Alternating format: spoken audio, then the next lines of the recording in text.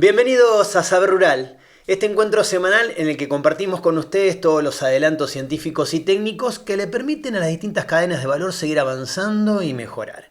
Y para comenzar este programa precisamente les proponemos ver cómo trabaja la cadena de valor del trigo para lograr harinas de calidad.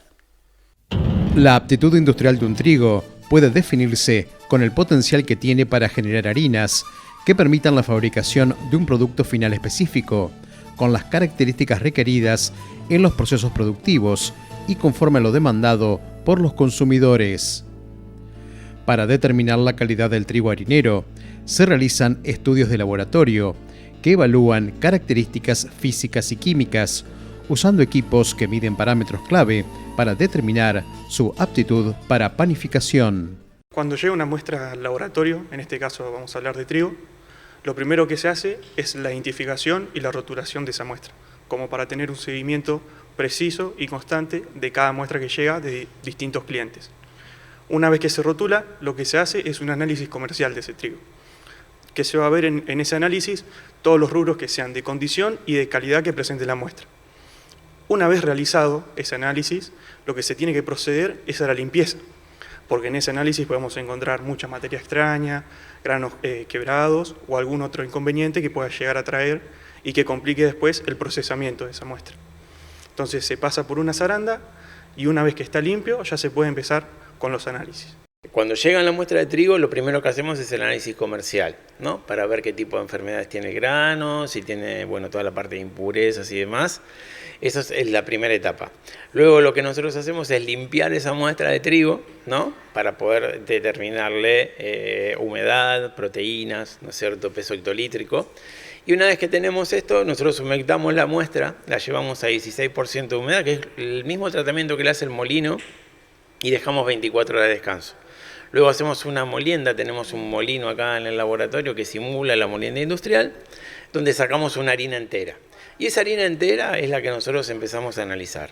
A esa harina le hacemos humedad, obviamente, alveograma, para determinar la fuerza panadera y la relación extensibilidad y tenacidad. Después hacemos gluten, Falling number, para ver la actividad enzimática, si tiene que estar relacionado con la adición o no de alfa-amilasa, que es una enzima muy importante para todo el proceso de fermentación, toda la parte de aporte de azúcares para los dorados de las piezas de pan, por ejemplo. Y luego también hacemos almidón dañado, para ver la dureza del grano.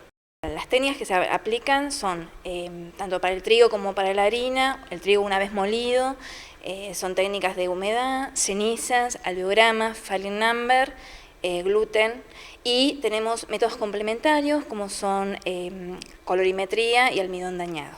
Todos están regidos por normas IRAN y normas internacionales. Evaluamos todo ese perfil y con eso hacemos un informe de la calidad de trigo. Con ese informe, nosotros como tenemos referencia de los promedios industriales de cada proceso de elaboración de productos farináceos, decimos, este trigo puede ser apto para tal proceso. O sea, no tenemos como que decimos, este trigo es de mala calidad, excepto que sea un trigo que sea intratable. ¿A qué me refiero con esto?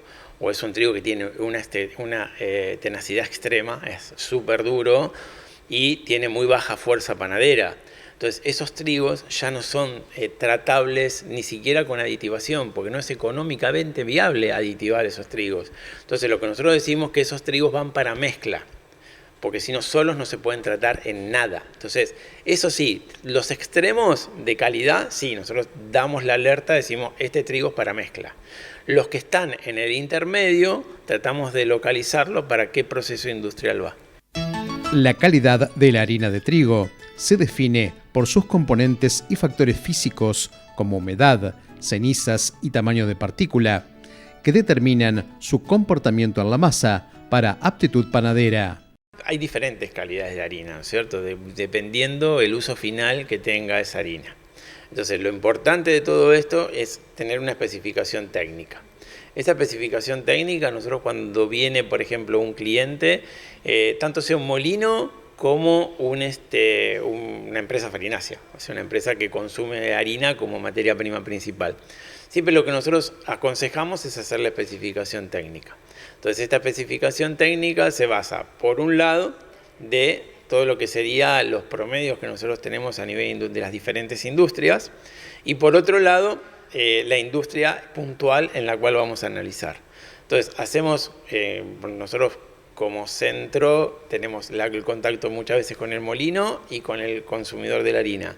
Entonces hacemos un trabajo en equipo. Bueno, yo mando al molino una especificación técnica, digamos, de estos promedios que tengo, la prueba nuestro cliente y en base a eso me dice, mira, la verdad, ¿me dio bien? ¿No me dio bien? Bueno, entonces en base a eso empezamos a trabajar en la especificación técnica. Pasamos entre 10 y 20 muestras de harina, que al cliente le fue bien, y muchas veces también lo que a mí me interesa, el dato de la que no le fue bien, porque ya sé lo que él no puede usar. Entonces con eso, teniendo esos promedios de estas 20 muestras analizadas, más las tolerancias de método, que obviamente tenemos que tener en cuenta, hacemos la especificación técnica. Damos la especificación técnica al molino para que la cumpla y después nuestra función es la de verificar que esa especificación técnica se cumple. Entonces recibe la harina de nuestro cliente, nos manda la harina y la cotejamos con la especificación técnica. El proceso para nosotros inicia con la selección de la materia prima, que es un punto más que importante, la clasificación de los granos que llegan a nuestra planta. Porque la materia prima consideramos que es esencial para lograr un producto terminado con las características deseadas, que nos distinguen particularmente, que es calidad y regularidad. Entonces, una vez que la materia prima fue seleccionada y clasificada, con esas fracciones contribuimos una mezcla que es la que va a pasar al proceso productivo, y la primera etapa de ese proceso productivo es la limpieza. La calidad de la harina industrial depende de cada industria. O sea, una harina, por ejemplo, que va, o sea, la harina más exigente de todas, donde decimos que tiene que tener la mejor calidad de todos, es la harina que va para hacer el pan inglés, el pan de miga, un pan dulce, donde se necesita un proceso de fermentación interesante, donde se hace una carga de frutas, de tanto fruta seca, frutas escurridas, pasas de uva, donde ¿qué pasa? Ahí se necesita mucha fuerza para que pueda levantar todo eso. Entonces necesitamos una harina de muy buen W, mucha fuerza panadera y que tenga una buena cantidad de gluten, ¿no es cierto? Partimos de un 30 para arriba, largo. Eso es la harina más exigente. Luego tenemos las harinas intermedias que son para panificar, para las panaderías convencionales o para ese tipo de productos. Luego tenemos las harinas de bajo gluten. Las harinas de bajo gluten son las destinadas a todo lo que sería la fabricación de galletitas dulces, por ejemplo.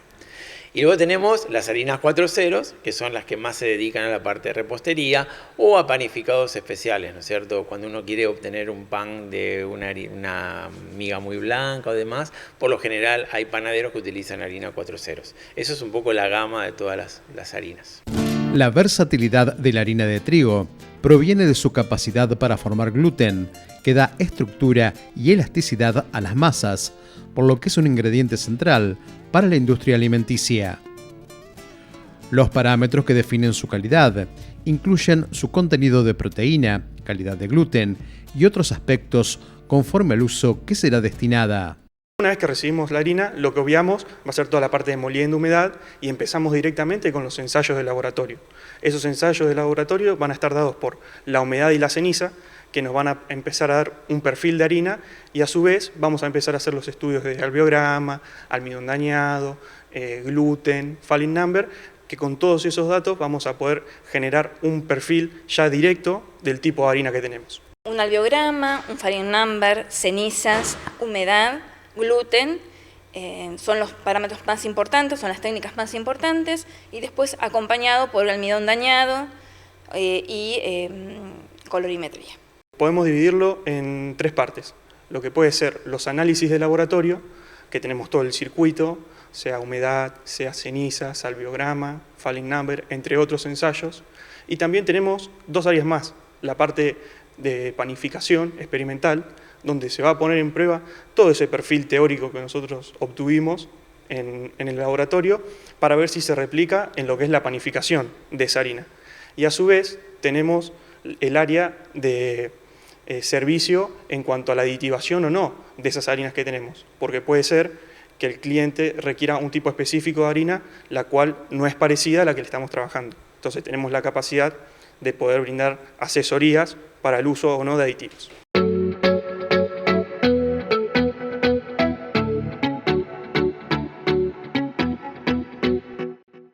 Acabamos de ver cómo la calidad de las harinas depende de los distintos eslabones de la cadena de valor y queremos agradecerle a los referentes de CTQ por su constante aporte en conocimientos. Y a ustedes que nos acompañan les proponemos hacer una breve pausa. No se vayan porque en nuestro próximo bloque les vamos a contar cómo se puede mejorar la rentabilidad ganadera.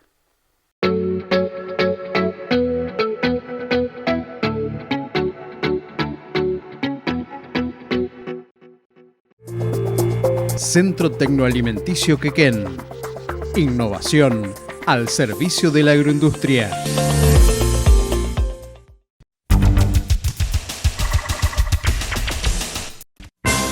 Molino Sixa. Harinas y subproductos de calidad.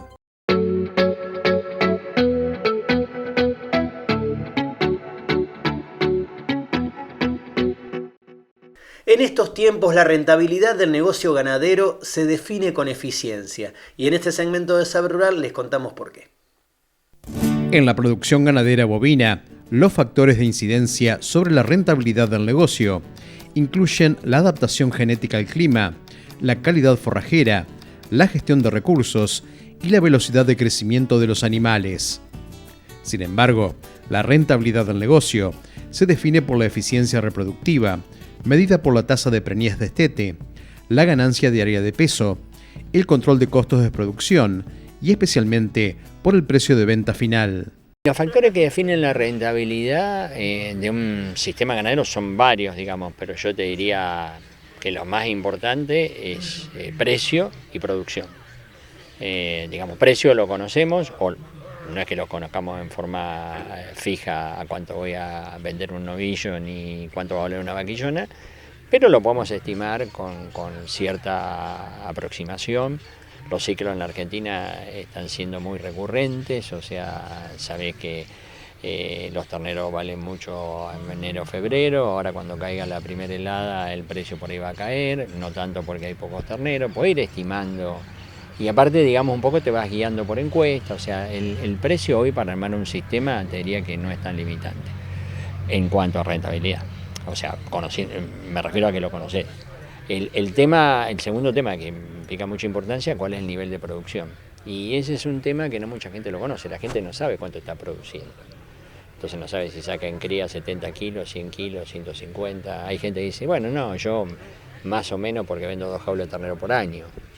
Pero eso no es producción, digamos, ¿no? Porque después aparte de ahí tenés que ver con cuántas terneras te quedaste, cuántas vacas tenés, que si tenés toro todo el año tampoco sabes bien los porcentajes de preñez, entonces si vos no sabes tu porcentaje de preñez y no sabes si 2 jaulas por año es normal o un poco menos normal y demás, es imposible, es como quien hace agricultura, decir, y bueno, ¿y a vos cuánto te rinde la soja? No sé. La eficiencia en la etapa de cría bovina se define por la capacidad de producir la mayor cantidad de kilogramos de ternero destetado por hectárea o por vaca entorada, minimizando los costos de producción y maximizando los índices reproductivos.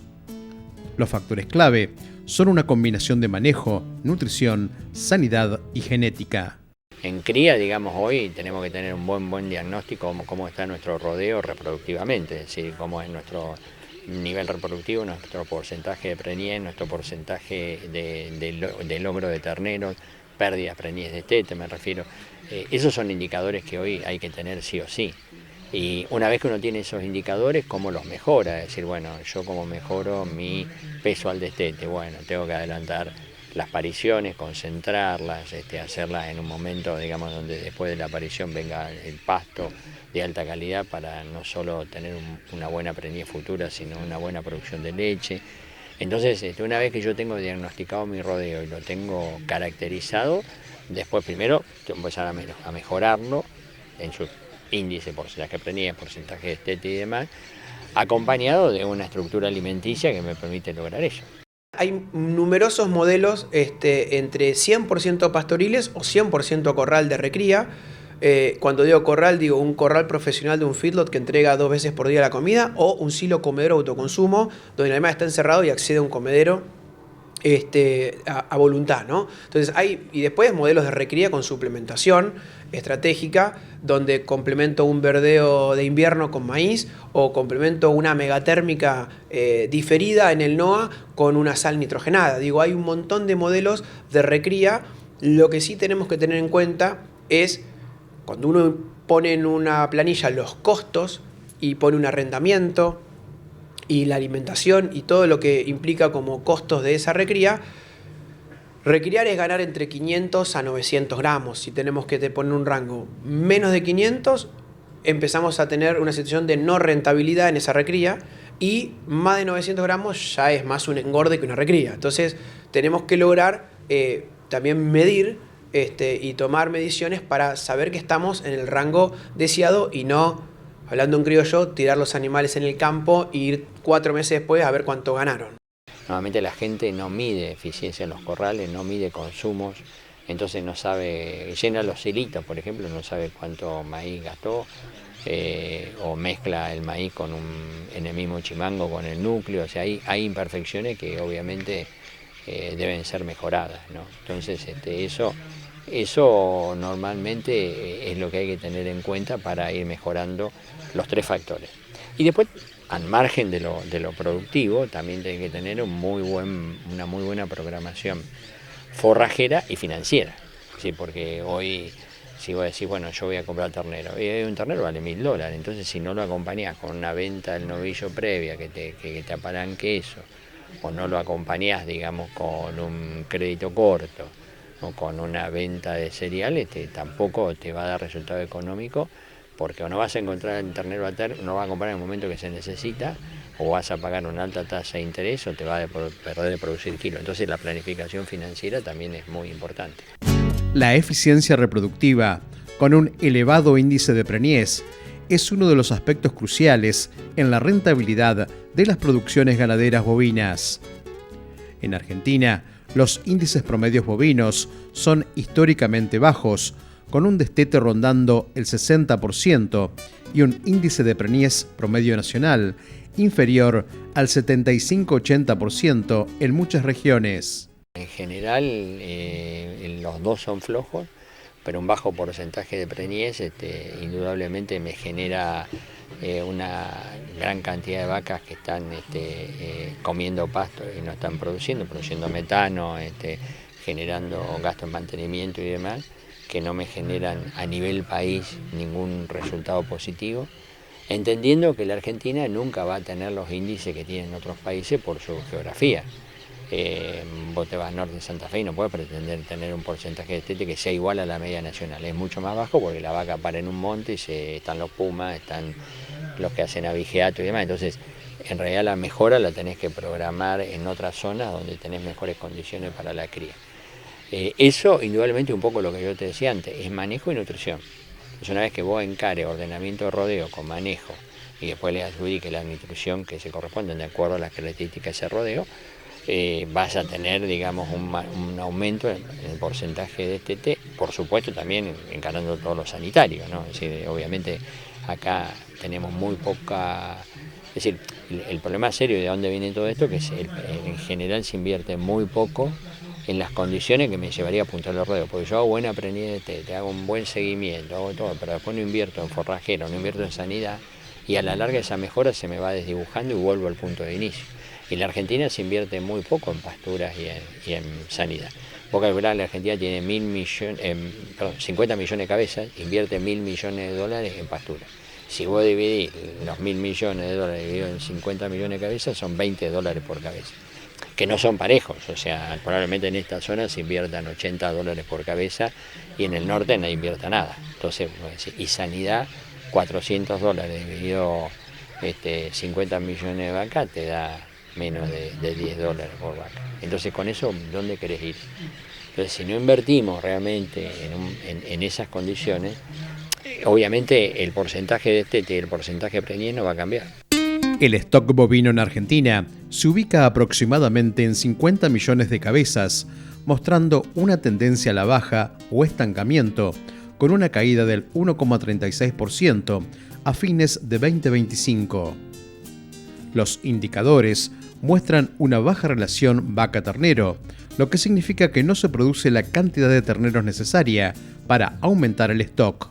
El problema hoy es que no podemos abastecer a los mercados porque no nos alcanza la carne. No alcanza la carne porque la faena se cae. Y la faena se cae puede ser una parte por retención y puede ser otra parte porque no tenemos hacienda para faena, porque la cantidad de terneros, si bien es la misma, en realidad puede haber cierta retención, pero viene bajando. Entonces, en algún momento nosotros vamos a necesitar para aumentar el stock y pasar de 50 millones de cabezas a 55, por lo menos 2 millones o 3 millones más de vacas. Y esos 2 millones o 3 millones más de vacas lo tenemos que sacar de una cría que produce mitad macho, mitad hembra.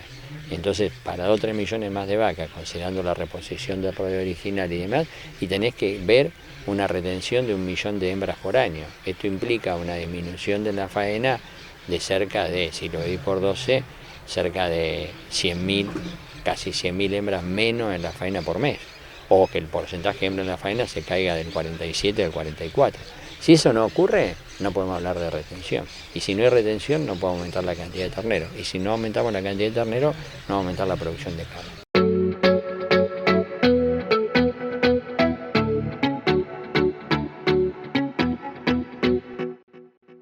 Los invitamos ahora a hacer una breve pausa. No se vayan, que enseguida volvemos con mucho más Saber Rural.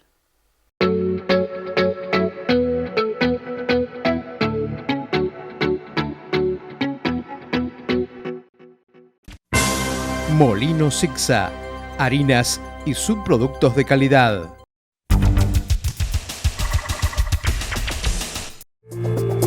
Centro Tecnoalimenticio Quequén. Innovación al servicio de la agroindustria.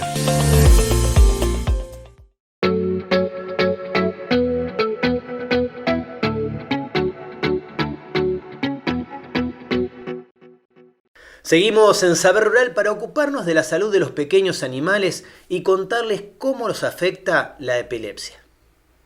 El examen neurológico de los pequeños animales proporciona información crucial sobre la salud del sistema nervioso central y periférico del animal. Esto incluye el cerebro, la médula espinal, los nervios periféricos y los músculos. Un examen completo puede revelar signos de enfermedades neurológicas como traumatismos craneales, hernias de disco, enfermedades infecciosas o tumores cerebrales. Esencialmente, el sistema nervioso es un órgano que está integrado en todo el sistema, entonces cualquier patología que afecte de manera sistémica, de manera secundaria, puede afectar al sistema nervioso, y cualquier patología que asiente en el sistema nervioso, de manera secundaria puede dar lugar a síntomas sistémicos, particularmente en enfermedades del sistema nervioso que afecten a estructuras que tienen una función endocrina, como por ejemplo la hipófisis. El comportamiento del animal es un indicador de las patologías neurológicas, puesto que existen síntomas que permiten detectarlas. Las convulsiones epilépticas son el signo neurológico más frecuente en la clínica de pequeños animales. La característica son realmente episodios convulsivos, aunque estrictamente la epilepsia puede manifestarse de una manera no convulsiva sin las contracciones musculares e involuntarias que caracterizan a una convulsión. Es un trastorno que implica una actividad cerebral anómala, paroxística, es decir, que aparece de una manera impredecible, generalmente autolimitante, y que va acompañada de trastornos cognitivos, trastornos motores y trastornos autonómicos. La causa, existen multitud de causas para la epilepsia. Puede ser epilepsia reactiva a un problema, por ejemplo, una hipoglucemia en un paciente que está diabético, o puede ser una epilepsia que llamamos estructural, cuando existe una lesión cerebral asociada a la crisis convulsiva, caso típico de los tumores, o puede ser puramente genética. En esos casos no hay una lesión estructural cerebral, no hay una alteración sistémica que justifique de las crisis, y es sencillamente que ese paciente tiene una predisposición genética a padecer las convulsiones por un defecto en la regulación de su homeostasis cerebral, del equilibrio eléctrico en diversas poblaciones neuronales. Los ataques epilépticos pueden ocurrir debido a una causa identificable como intoxicaciones, enfermedades renales, hepáticas, malformaciones cerebrales, tumores o inflamaciones. Cuando no se puede identificar una causa subyacente, el diagnóstico presuntivo es la epilepsia primaria. La epilepsia genética es un diagnóstico por exclusión, es decir, se caracteriza por crisis epilépticas que aparecen de una manera espontánea y son autolimitantes a lo largo de la vida del paciente. Y en esos pacientes, para decir realmente que tiene una epilepsia genética, lo que tenemos que haber hecho es descartar todas aquellas otras patologías que pueden producir convulsiones, y por eso el procedimiento diagnóstico es bastante claro.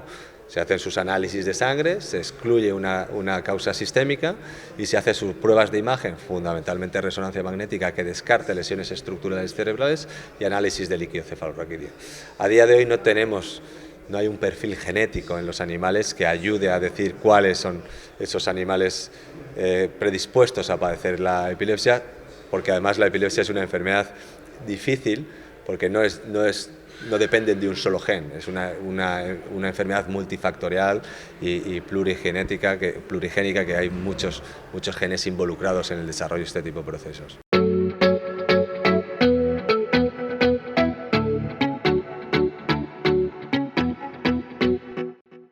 Amigos del campo, de esta manera llegamos al final de este programa. Muchísimas gracias por habernos acompañado una vez más. Nos vamos hasta dentro de una semana, cuando los estaremos esperando como siempre para compartir nuevamente juntos mucho más saber rural. Hasta entonces.